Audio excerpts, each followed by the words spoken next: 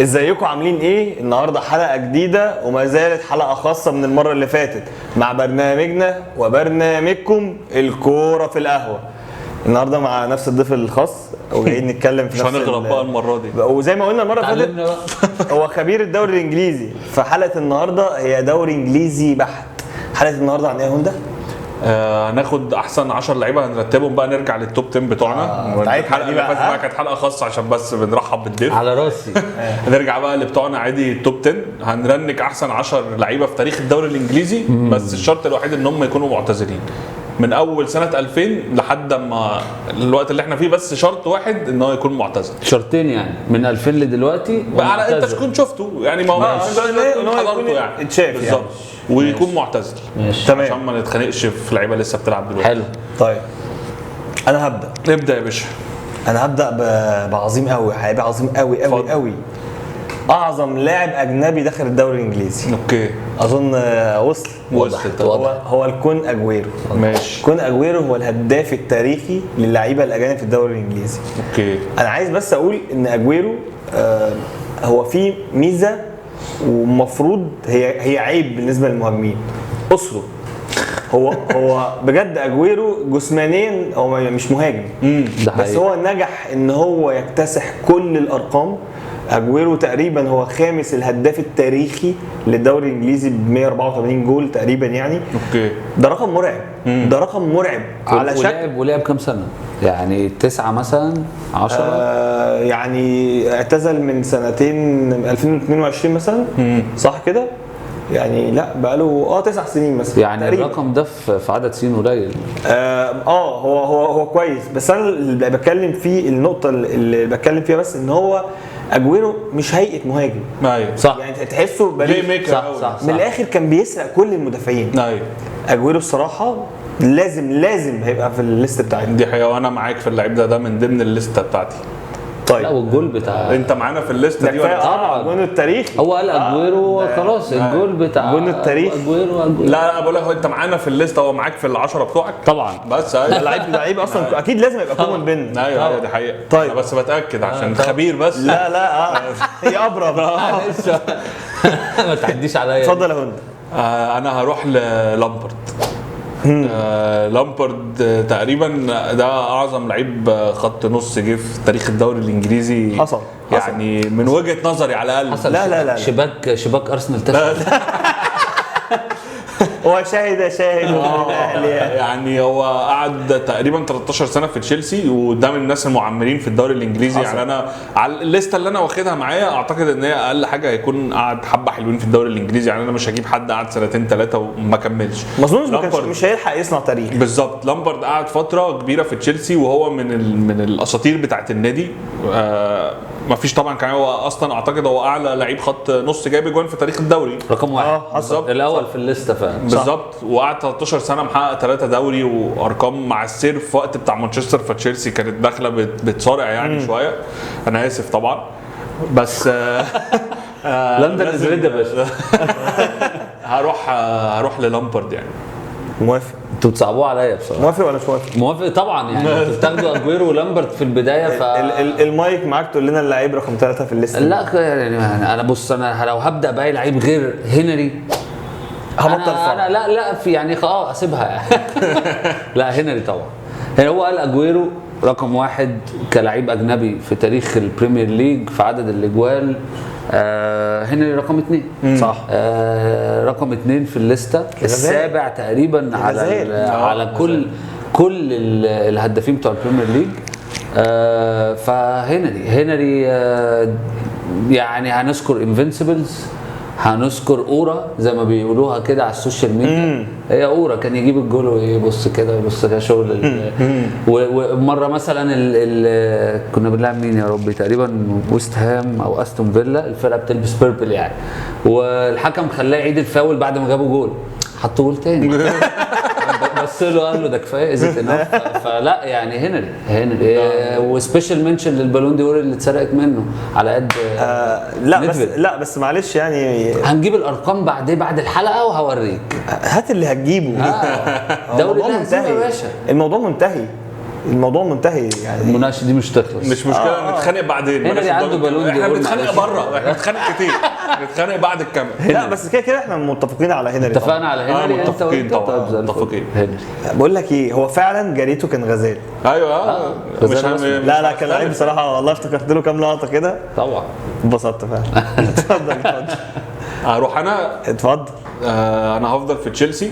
ماشي. يعني انا بميل لتشيلسي بصراحه في الدوري الانجليزي. انا بحب ابو تريكه وكل حاجه، بس انا بميل لتشيلسي شويه يعني. فهروح للعيب رقم 4 في الليست عندنا، وهفضل في تشيلسي.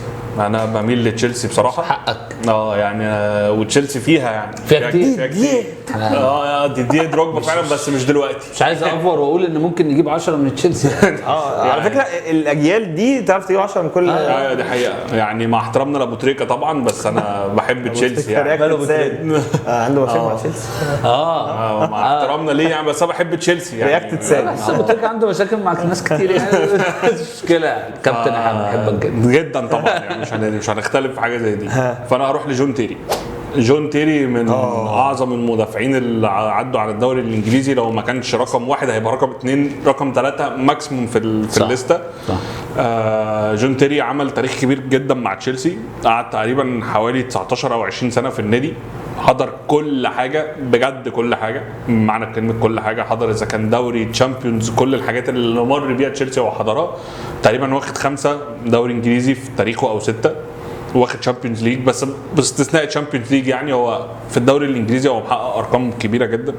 وانا بصراحه جون تيري ممكن يكون اعظم مدافع انا شفته في تاريخ الدوري الانجليزي، بس انا هبعد عن راموس يعني. من الاعظم طبعا. يعني طبعا في الليسته على الاقل في التوب 10 حتى بره الدوري الانجليزي. انا عندي سؤال، حد حس ان مورينيو هو اللي لمعه؟ هو قال كده اصلا تيري. طلع قال والله. لا انا اسف مش قصدي يعني. لا تيري فعلا طلع قال لك كده. قال لك انا قبل مورينيو حاجه وبعد مورينيو حاجه. لا تشيلسي اصلا قبل مورينيو حاجه وبعد مورينيو حاجه. عمل دويتو لامبرد تيري ده. بس يعني عشان بس نمسي على مهند، عايزين المره الجايه نبقى نعلق صوره كده بتاعت تيري وهو بيتزحلق وبيضيع ضربه الجزاء كده. معلش عادي ظالمه قوي، ظالمه عادي معلش عادي. عمل كتير برضه يعني، مش مشكله. اللعيب الخامس في الليست مين؟ ماشي، احنا قلنا اجويرو، هنري، لامبرد، تيري. طيب للاسف الشديد انا هروح للعيب لان انا محايد. طبعا كلنا عارفين يعني. محايد جدا طبعا. يعني للاسف يعني تعاوننا مع تشيلسي كان كبير على مدى السنين. وما ينفعش لو هنذكر حارس مرمى اتليست ما ينفعش ما نذكرش رقم 1 في عدد الكلين شيتس. حصل. دي حقيقة. مش عارف هو رقم 1 في السيفز ولا لا، بس هيجس ان هو في اول 5 اكيد. بيتر تشيك طبعا. الخوذه خلاص ما حدش هيجيب جول هنا. ما كانش فيه كده ما حدش هيجيب جول. كان بيسد الجول. كانش فيه كده. كانش فيه كده. على فكره عايز اقول لك من الحراس القليل اللي شكله بيسد يعني. بوفون شكلا في الجول مش سده.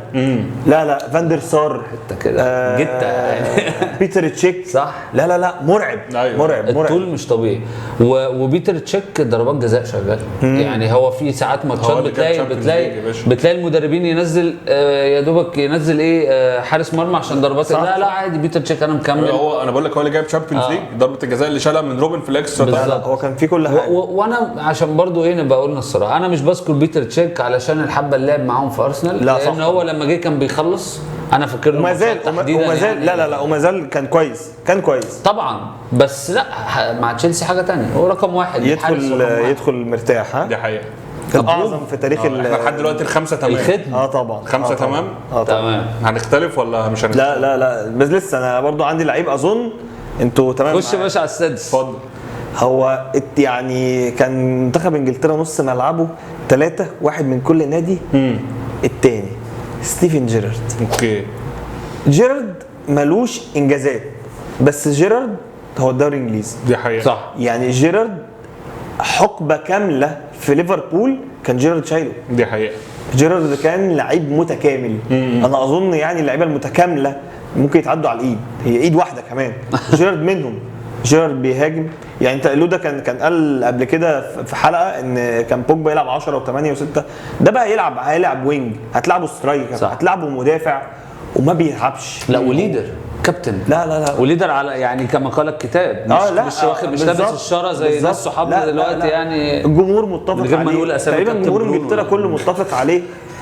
اللعيبه متفقين عليه. لا جيرارد ممتاز. اسمحوا لي اقول السابع. اتفضل. طبعا انا يعني ما حبيتش ابان ان انا بجيب لعيبه كتير من ارسنال بس في باين لازم نبقى محايدين يعني. ما انا ما جبتش يا سيدي اهو. اتفضل.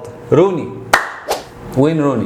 طبعا وين روني. اول ميموري ليه انا فاكرها كويس قوي، كان الجولدن بوي لسه طالع بيلعب مع ايفرتون، اول جول ليه في البريمير ليج كان ضدنا وكان من على الوينج الشمال، دخل حط الكوره، كان يان سليمان واقف، هنري واقف بيتفرج كده، وبدات روني متهيألي لعب مثلا حوالي 15 16 سنه في البريمير ليج تقريبا. روني بين ايفرتون ما بين ايفرتون ويونايتد، بس طبعا روني يونايتد. طبعا يونايتد الجيل بيقع وبيطلع تاني وروني موجود. سير اليكس بول سكولز يعتزل ويرجعه تاني من الاعتزال، روني موجود. بيجيبوا فان بيرسي، بيرباتوف، ابراهيموفيتش، اي مهاجم انت عايزه روني موجود. فروني ما اظنش نقدر نختلف على تاني هداف تاريخي في الشامبيون في البريمير ليج. لا انا متفق، وانت طبعا ماشي ابروفد. هروح انا بقى اللعيب تاني هفضل في اليونايتد عشان برضو ما حدش يقول ان احنا منحازين لتشيلسي. هروح لليونايتد. حلوه هنصدق. انا هروح لرايان جيجز.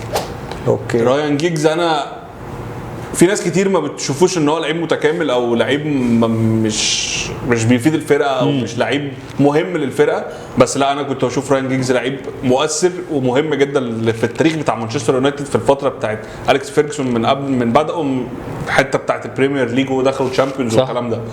رايان جيجز بيلعب وينج ماشي، يلعب 10 ماشي، يلعب 8 ماشي، يلعب 6 ماشي، بيلعب كل حاجه في الملعب زي ما كنا بنقول على ستيفن جيرارد بالظبط. ممكن اختلف معاك في 8 و6 دي. اختلف بس كان بيلعبهم يعني هو لعبهم في الاخر، يعني هو كان بيلعبهم في الاخر وما كانش وحش فيهم. لا خلينا نقول هو اخر وينج شمال اشول اللي هو من ايام ما كنا بنعرض وينج شمال كلاسيكي. واحب اضيف عليك ان جيجز في اسوأ احواله هيديك بيرفورمانس 7 من 10، وده انت هتبقى محتاجه. ومتهيألي هو رقم 1 اسيستات على البريمير ليج. اوكي يعني جيجز نمبر 1. ما اعرفش لو الناس عندها حاجه تعدل لنا، بس انا لا جيجز اعرفه ان هو اعلى لعيب جاب اسيست في تاريخ البريمير ليج. اوكي. لا انا بالنسبه لي هروح لجيجز طبعا، لازم يخش الليست عندي بصراحه، يعني مش هقدر اتغاضى عنه. ما اقدرش اعترض معاه ياسر. لا انا اعترضت. اوكي. انا الفتره اللي لحقت فيها جيجز وانا واعي كره القدم الانجليزيه، ممكن ان انا دخلت كره القدم الانجليزيه متاخر شويه، بس انا لا جيجز كان كبر قوي، ما كانش بيأدي الاداء. انا اسمع اساطير عن جيجز وشفت له فيديوهات طبعا، بس الفتره اللي انا عاصرتها وانا واعي هو مش لعيب اي كاندي برضه، مش لعيب اللي هو تتفرج عليه وتنبسط يعني. بس هتحط مين مكان جيجز يعني؟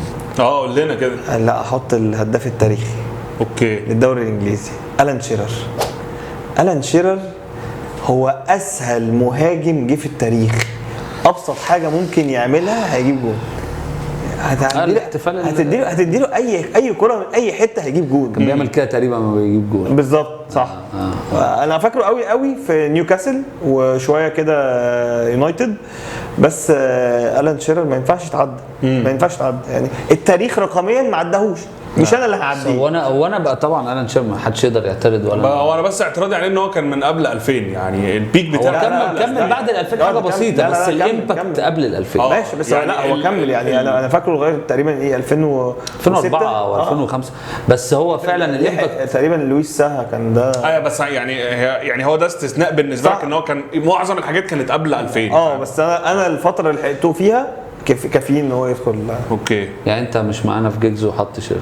ماشي. طيب ماشي. انا مختلف طبعا. انا معاك في جيجز واختلف في شيرر طبعا. ماشي اتفضل قول. طيب انا هروح اللعيب رقم كام بقى؟ انا بالنسبه لي ده اللعيب رقم 8. اتفضل.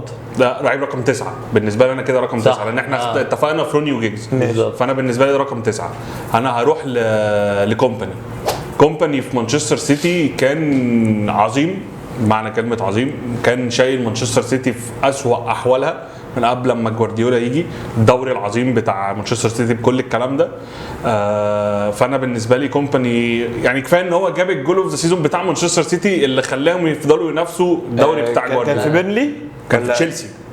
لما ما حدش قال له اللي شوت. شاطها اجويرو قعد يقول له ما تشوتش مش عارف، ما طلع قال لك مش قلت لك ما تشوتش واحد الكوره. كان الجول في السيزون بتاع الفريق في السيزون ده. شوط زي ده في حياتهم. ما فيش وده كومباني كان في اواخره يعني كومباني كان خلاص يعني. احنا لو هنتكلم على السيتي هنقول فعلا اجويرو وكومباني بالظبط. وممكن اونربل منشن ليا توريه يعني اسمها بالظبط. اوكي. فانا بالنسبه لي كومباني حد هيتفق معايا فيه؟ لا. ماشي احنا اسفين جدا. اتفضل. لا براحتك. اكنولج يعني كفايه ان احنا اتفقنا في 8. اكنولج نوت ابروف. اتفضل.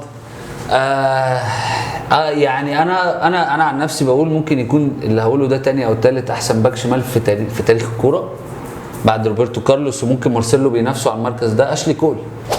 اوكي. وبعدين زي ما بيقولوا هو خد الحلو من هنا على الحلو من هنا، الراجل خد معانا الانفنسبلز. اي نعم جماهير ارسنال بيسموه كاشلي كول، كاشلي كول طبعا حركه الزباله. بس هو راح هناك بدا يكسب برضه وكمل، واشلي كول فضل يلعب لغايه 2011 تقريبا مع تشيلسي. فاشلي كول يا جدعان. لا انا نوت ابروفد برضه والله ما اشتريتش لا. طيب اتفضل انت. هرجع ليونايتد. اللعيب الثامن عندي فيرديناند. اوكي. فيديتش فوق الوصف، بس فيرديناند الاستمراريه. فيرديناند بادئ من قبله تاريخه في الدوري الانجليزي، لا لازم حاجه تتعلم بماركر يعني. اوكي. حضر كل حاجه مع اليكس فيرجسون، كان من اعمده مانشستر يونايتد يعني، من اعمده الدوري الانجليزي. ما كانش مؤثر قوي في انجلترا، بس حاسه كان مدافع شبه متكامل. اوكي. وكان هيدر وعنده كاريزما لا مفيش اختلاف طبعا يعني، بس انا مش معاك برضه. لا انا في انا مش هعرف اتفق معاك في فيرديناند لسبب واحد. انا بحسه مطول زي ما انت قلت، قعد كتير، امباكت عالي من ناحيه الوقت، بس مش مدافع سموث. المدافع السموث فعلا زي ما انت ذكرته اخوه فيديتش. تاكلينجز، ذكاء، بوزيشننج، الكلام ده كله بالنسبه لي اعلى من فيرديناند، فهو مستواه اعلى. وما برضو قعد يعني 75% ولا 70% من فتره فيرديناند. انا شايف الامباكت بتاعه اكبر، ليدر خط الدفاع. ففيديتش بالنسبه لي انا هروح لتشيلسي بصراحه. زي ما ابتديها زي ما هي، انا هروح دروجبا لعيب متكامل في كل حاجه، بيجيب اجوان بكل الطرق، بيعمل كل حاجه في منطقه الجزاء. والفتره الاولانيه بتاعته اللي كانت مع مورينيو كانت فتره ما ينفعش ان هي تعدي كده، وما اقدرش ان انا ما احطوش عندي في الليسته بصراحه، مش هقدر يعني. بحبه بس مش، وانا بحبه نوت ابروف. طيب انا هنهي ده اخر لعيب صح؟ الليست يعني ختموه مسك. اللعيب اللي اعتزل مرتين، قائد خط وسط المنتخب الانجليزي. اوكي. بول سكولز. يعني ده بقى اللعيب المتكامل. لما قلنا جيرارد ده اللعيب المتكامل رقم 1. اوكي. سكولز عمل كل حاجه في الكوره ونقطه. انيستا وجافي قال لك انا الايدول بتاعي بول سكولز. فهو ده لازم يبقى في الليست عندي. سكولز فعلا كان بيعلم كريستيانو ازاي يشوط على شجره. دلوقتي هنشوف الليست بتاعتنا احنا الثلاثه، وهنستنى بعديها اراكم والليست بتاعتهم في الكومنتات.